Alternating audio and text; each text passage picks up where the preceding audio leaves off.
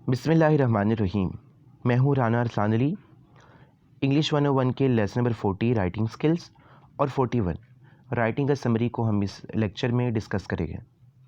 आइए वक्त ज़ाय किए बगैर लेसन नंबर 40 पर चलते हैं। लेकिन मैं आपसे पहले दरख्वास्त करूँगा कि अगर आपने मेरा चैनल अभी तक सब्सक्राइब नहीं किया तो प्लीज़ सब्सक्राइब करें। लेसन नंबर 40 है राइटिंग स्किल्स, जिसका मेन टॉपिक है पैराफ्रेजिंग। पैराफ्रेजिंग का मतलब है कि आपको जो पैराग्राफ दिया गया है आप उसको एक नए अंदाज से लिखें, डिफरेंट वर्ड्स यूज़ करके। लेकिन इस बात का बस ख्याल रखें कि आपके पैराग्राफ का मतलब चेंज ना हो, उसका मेन आइडिया डिस्टर्ब ना हो।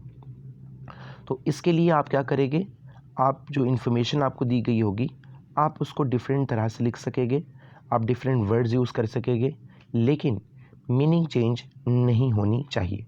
बिल्कुल इसी तरह से जिस तरह से आप असाइनमेंट्स लिखते हैं और आप उनमें अपने सिनोनिम्स चेंज कर लेते हैं, उनके सेंटेंस सिमेट्री चेंज कर लेते हैं।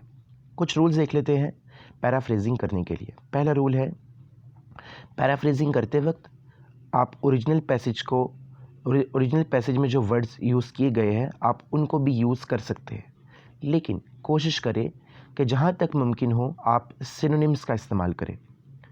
दूसरा रूल, डायरेक्ट कोटेशंस को इनडायरेक्ट कोटेशंस में तब्दील करें। डायरेक्ट कोटेशंस ऐसी कोटेशंस होती है जो जिस बंदे ने जैसी बात की आपने बिल्कुल वैसे ही उसको कोट कर लिया, लेकिन इनडायरेक्ट ये होता है कि आप उसमें तब्दीली कर लेते हैं।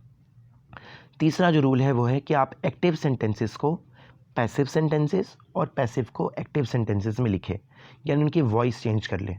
वो किस तरह कैसे होगी, लेसन नंबर 42 में मैं आपको सिखाऊंगा टेंसेस और वॉइस को कैसे चेंज करते हैं, ये सारी चीज़ें।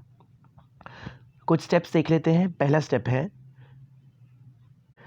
स्टेप नंबर 1 है कि आप अपने पैसेज को केयरफुली रीड करें जब तक आपको उसकी समझ ना आ जाए।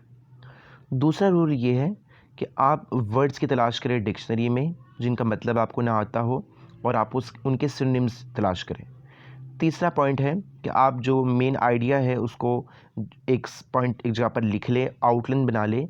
आउटलाइन बनाते हुए इस चीज़ का ख्याल रखें कि मेन आइडिया, सपोर्टिंग आइडियाज़ और प्राइमरी सपोर्टिंग आइडियाज़ सब चीज़ें आपके आउटलाइन में लिखी गई हो। अब ये मेन आइडिया क्या होता है, इसके लिए आपको लेसन नंबर 23 और उससे ऑनवर्ड लेक्चर्स लेने पड़ेंगे जो मेरे यूट्यूब चैनल पर मौजूद है। स्टेप नंबर 5 में आपने क्या करना है कि जो एसेंशियल आइडिया है उसको ओमिट नहीं करना, उसको नहीं निकालना। इस चीज़ का ख्याल रखना है कि पैराफ्रेज में जो मेन आइडिया है वो डिस्टर्ब ना हो, और आखिर में आपने पैराफ्रेज को पॉलिश कर लेना है। कुछ मेन फैक्ट्स देख लेते हैं। पहला फैक्ट है कि आप अगर वर्ड्स को सब्स्टिट्यूट कर दें, यानी उनकी जगह कोई और वर्ड्स यूज़ करें, तो पैराफ्रेजिंग आसान होगी। दूसरा ये है कि अगर आप इन्वर्जन्स को रिमूव कर दें या जो जुमले बार बार लिखे हुए हैं उनको रिमूव कर दें, तो ये भी आपके पैराफ्रेजिंग में आपको आसानी देगा। अब हम चलते हैं लेसन नंबर 41 में, राइटिंग ए समरी। तो समरी एक वर्ड है प्रिसेस, जो एक फ्रेंच वर्ड है जिसका मतलब है समरी, यानी किसी बहुत बड़े डाटा को ब्रीफ करना, क्लियर स्टेटमेंट बहुत ही कम अल्फाज में स्टेट करना, ये होती है समरी। एक लॉन्गर पैसेज को एक ब्रीफ और क्लियर स्टेटमेंट में कम कर लेना, उसको सुकेड़ लेना, ये होती है समरी।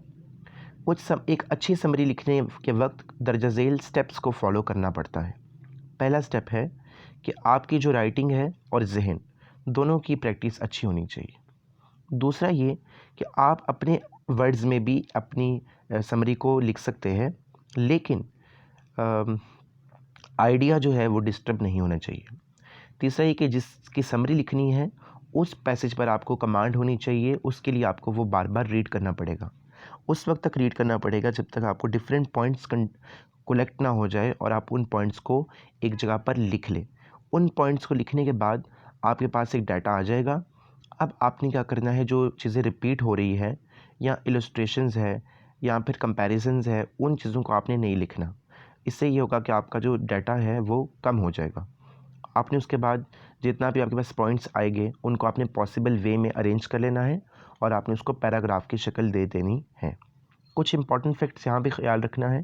पहला ये कि रिपीटेशन को अवॉइड करना है। एक चीज़ जो पहले लिखी हुई है उसको दोबारा लिखने की ज़रूरत नहीं है। दूसरी चीज़ ये कि जो शॉर्ट सेंटेंसेस है वो ज़रूर बनाने हैं, लेकिन इसका मतलब ये नहीं है कि सेंटेंस अपना मतलब ही खो दे। ठीक है, तो ये हमारे थे 2 लेसन्स 40 और 41। उम्मीद करता हूँ कि हम आपको अच्छे लगे होंगे। हमने सिर्फ इसको 5.5 मिनट में कवर किया, हालांकि ये वर्चुअल यूनिवर्सिटी के जो वेबसाइट है आपको उसमें 2 घंटे के लेक्चर्स मिलेंगे। इसकी प्रैक्टिस बहुत आसान है। आपको पैराग्राफ दिया जाएगा पेपर में और आपको कहा जाएगा इसकी समरी लिखें, या आपको एक पैराग्राफ दिया जाएगा और कहा जाएगा कि इसको पैराफ्रेज लिखें। कोई भी सवाल हो तो आप मुझसे पूछ सकते हैं। अल्लाह हाफ़िज़।